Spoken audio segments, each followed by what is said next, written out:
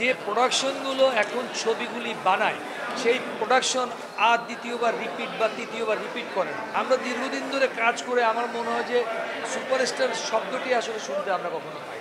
তবে ভাই আমরা আসলে সুপারস্টার হতে পারিনি, কাজ করেছি, মানুষের ভালোবাসায় কুড়িয়েছি। আমি দেখেছি বিভিন্ন সমিতি তাকে বয়কট করেছিল, বিভিন্ন ডিরেক্টর বয়কট করেছিল। আমরা পজিটিভটাকে বেছে নিই। আমার কথা হলো কি যে অসুস্থ ধারায় যে জিনিসগুলো আজকে মানুষ যারা দেখছে, আমি তাদের প্রতি অনুরোধ করব যে আমরা ওখান থেকে ফিরে আসি। আমরা একটি সুন্দর বাংলাদেশ চাই, আমরা সুন্দর একটি পরিবেশ চাই, আমরা সুন্দর একটি দেশ চাই, সুন্দর একটি জাতি চাই। সুতরাং এইটাকে যদি আমরা চিন্তা করি, আমাদের ভিতরে ধারণ করি, তাহলে আমরা ভালো জিনিসটাই কিন্তু লুফে নেব। দেখেন আমি যখন শুরু করেছিলাম, সেই 90 দশকে যখন আমি শুরু করেছিলাম, তখন কিন্তু একটি সুস্থ ধারায় চলচ্চিত্র কিন্তু চলমান চলছিল। পরবর্তীতে দেখেন আমি যখন দেখি যে 2000 আপনার হলো গিয়ে 4-5 পেরিয়ে 6 আপনার হলো গিয়ে 5, 6 এবং 7 এদিকে আপনার মানে এক ধরনের কুরুচিপূর্ণ ছবি মানে চলমান মানে ধারায় চলছে, আর এটাকে মানুষ গ্রহণ করছে কেন? এই জিনিসটি যারা করছে তারা এক ধরনের, আমি বলবো যে এই সমাজকে নষ্ট করছে এবং তাদেরকে ধিক্কার দেওয়া উচিত, তাদেরকে গ্রহণ করা উচিত না। এই জিনিসটা আমাদেরকে জানতে হবে এবং মানতে হবে, ঠিক আছে? আমরা বিশেষ করে আপনারা যারা রিপোর্টার যারা আছেন, আপনারা যারা বিভিন্ন গ্রামে গঞ্জে আজকে এই বিষয়গুলো যখন আপনি একটা ইন্টারভিউ ছাড়বেন, আমার কথা হলো যে ভালো জিনিসটাকে আপনারা করেন। আমার মনে হয় যে এটা কিন্তু গ্রহণ করে মানুষ বেশি। আপনি দেখবেন খারাপ জিনিসটি কিন্তু মানুষ গ্রহণ করে ক্ষণিকের জন্য, কিন্তু এটা সারা জীবনের জন্য। এবং ওটা কিন্তু আপনার পরিবার আপনাকেই একসময় বলবে যে এটা কেন তুমি করলে। তো সুতরাং ওখান থেকে আমাদের বেরিয়ে আসতে হবে। এই বেরিয়ে আসার মধ্যেই আমরা কিন্তু একটি সুন্দর বাংলাদেশ পেতে পারি। যেহেতু আমার এই শাকিল খান নামটি বাংলার মানুষের কাছে পরিচিত ঠিক এরকম যে এই ফিল্মের কারণে, এই ফিল্মের মানুষগুলো ভালোবেসেছে বলেই আজকে আমাকে মানে 2 জন হোক, 4 জন হোক, 5 জন হোক মানুষ ছিল, এই একটি নাম পরিচিত হয়েছে এই ফিল্মের কারণে। সুতরাং এই ফিল্মটা কিন্তু আমি এখনো ভালোবাসি এবং করবো না কিন্তু আমি কখনোই বলিনি।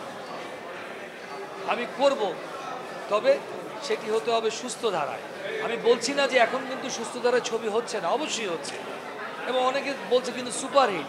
আপনি দেখেন যে প্রোডাকশনগুলো এখন ছবিগুলি বানায় সেই প্রোডাকশন আর দ্বিতীয়বার রিপিট বা তৃতীয়বার রিপিট করে না।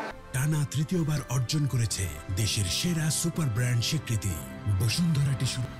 আমাদের সময় তখন দ্যাট টাইম আপনার একটা প্রডিউসার মানে একটা ঘর আপনার একটার পর একটা ছবি করে যেত সুস্থ ধারা।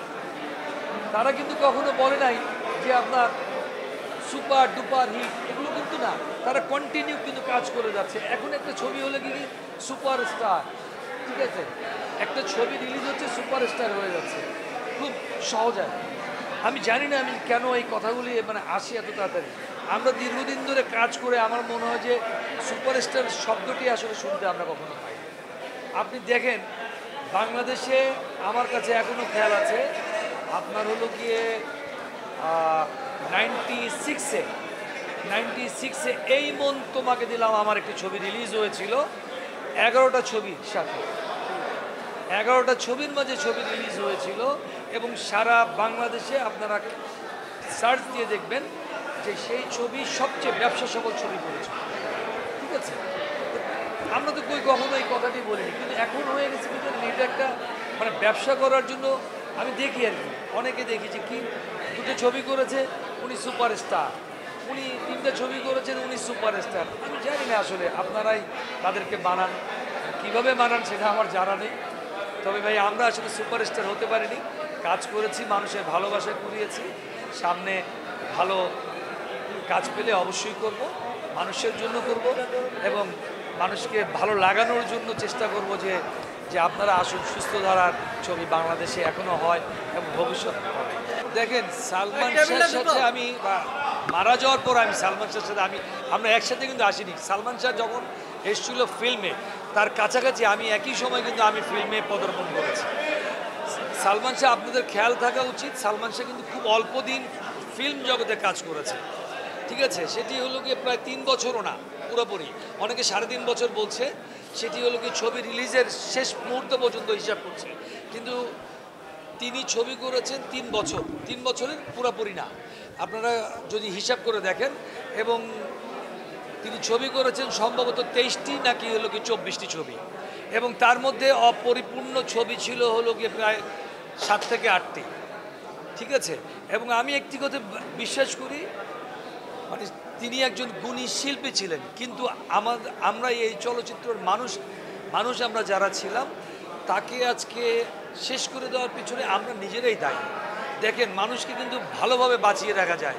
একটা মানুষকে যদি আপনি সারাক্ষণ যদি টর্চার করেন, আপনার তার ইনসাইড বলেন আউটসাইড বলেন, তখন একটা মানুষ ফ্রাস্ট্রেটেড হয়ে যায়। আমরা কিন্তু তাকে ফ্রাস্ট্রেটেড তৈরি করে দিয়েছিলাম, কারণ আমি দেখেছি বিভিন্ন সমিতি তাকে বয়কট করেছিল, বিভিন্ন ডিরেক্টর বয়কট করেছিল। তার যে উস্তাদ সোহান ভাই, যে আমার যে উস্তাদ ছিলেন, আমি তো একসাথে কাজ করেছি, তিনিও একসময় বয়কট করেছিলেন। দেখেন, একটা মানুষের এগুলো কিন্তু কিছু ফ্রাস্ট্রেশন, এই ফ্রাস্ট্রেশনের কারণে কিন্তু মানুষ কিন্তু অনেক কিছু মানে জীবনে ঘটে যায়। তো আমি একটি কথাই বলবো যে আজকে যে জিনিসগুলো তোলপাড় হচ্ছে, অবশ্যই একটি সত্যের বিচার হবে, এবং যেহেতু আমরা আইনের প্রতি শ্রদ্ধাশীল, সুতরাং এই আইনই প্রমাণ করে দিবে যে তার আসলে সঠিক তিনি কি করেছিলেন। তিনি আসলে সত্যিকার অর্থে সুইসাইড করেছেন নাকি তাকে কেউ মেরে ফেলেছে, অবশ্যই একদিন না একদিন এটার উদ্ঘাটন হবে।